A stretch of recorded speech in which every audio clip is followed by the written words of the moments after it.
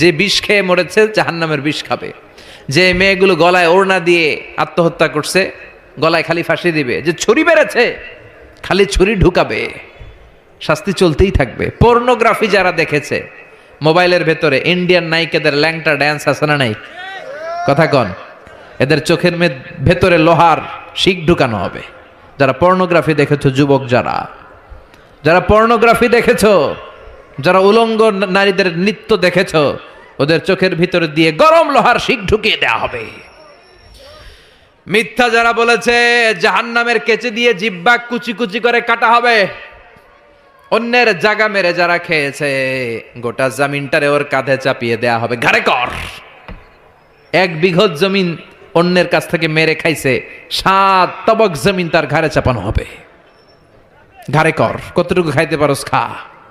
দুনিয়ায় যে বিচারগুলো আমরা পাই নাই, ওই বিচারগুলো সেদিন করবে।